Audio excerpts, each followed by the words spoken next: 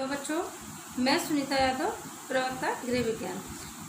बच्चों, जैसा कि आप जानते हैं, कोरोना वायरस तेज़ी से फैल रहा है, जिससे बचने के लिए हमें कुछ नियमों का पालन करना है। जैसे थोड़ी थोड़ी देर में अपने हाथों को साबुन से धोना, मुंह पर मास्क या रुमाल लगाकर ढकना, सोशल डिस्टेंसिंग का पालन करते हुए कम से कम 2 गज की दूरी को बनाए रखना, खांसते छींकते समय मुंह को टिश्यू पेपर से ढकना आदि बातों का ध्यान रखते हुए हमें अपने पठन पाठन का कार्य भी करना है। तो इसके लिए बच्चों, आज हम आपको विटामिन्स के बारे में बताएंगे। विटामिन्स क्या है? सबसे पहले आप जानिए बच्चों, विटामिन्स क्या है। बच्चों, विटामिन एक प्रकार के रासायनिक कार्बनिक पदार्थ हैं जो शरीर के समुचित विकास एवं वृद्धि के लिए बहुत आवश्यक होते हैं। ये हमारे शरीर को रोगों से लड़ने की क्षमता प्रदान करते हैं। विटामिन्स ग्रहण करने से हम चुस्त तथा स्वस्थ बने रहते हैं। विटामिन मुख्य रूप से 6 प्रकार के होते हैं। Vitamin A, vitamin B, vitamin C, vitamin D, vitamin E और विटामिन के। विटामिन ए की कमी से रतौंधी नामक रोग हो जाता है, जिससे कम प्रकाश होने पर रोगी को ठीक से दिखाई नहीं पड़ता। जैसे संध्या समय से ही रोगी को दिखाई नहीं देता।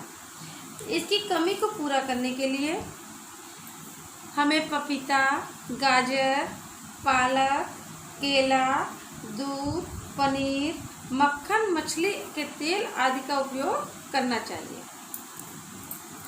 अब आपका आता है विटामिन बी।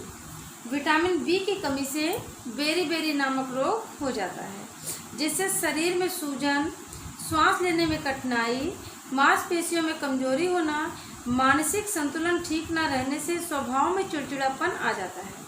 शरीर में आलस्य हमेशा बना रहता है। इसकी कमी को पूरा करने के लिए हमें अपने भोजन में मटर, खमीर, अंडे की जर्दी, दूध, दालों व अंकुरित अनाजों का सेवन करना चाहिए। अंकुरित अनाजों में विटामिन बी भरपूर मात्रा में पाया जाता है। अब आता है आपका विटामिन सी। यह जल में घुलनशील विटामिन है।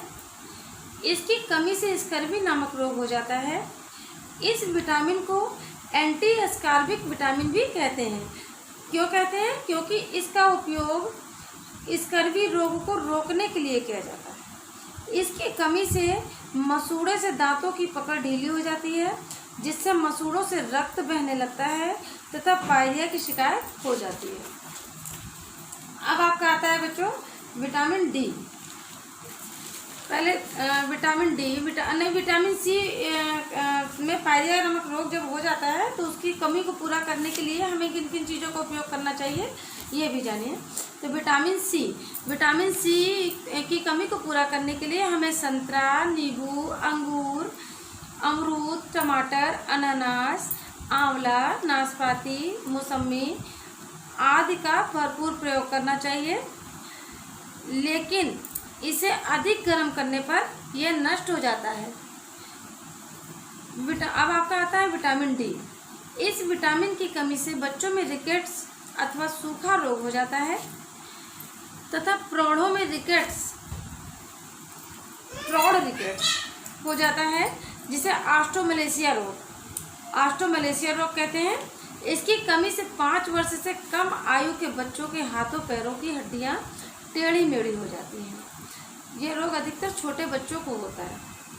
विटामिन डी कैल्शियम एवं फास्फोरस का शरीर में शोषण करने में सहायक होता है। यह हड्डी एवं दांतों को मजबूत बनाता है। यह सुबह की सूर्य की किरणों से निःशुल्क प्राप्त होता है।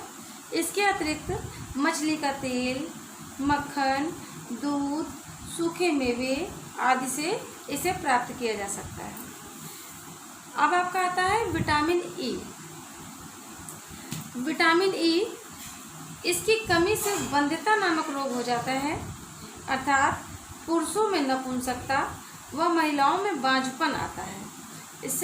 इसकी कमी से प्रजनन शक्ति कमजोर हो जाती है, इसलिए पुरुषों में नपुंसकता व महिलाओं में बांझपन आ जाता है।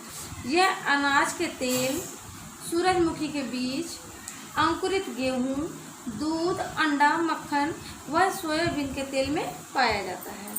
अब आता है लास्ट में बच्चों आपका विटामिन के।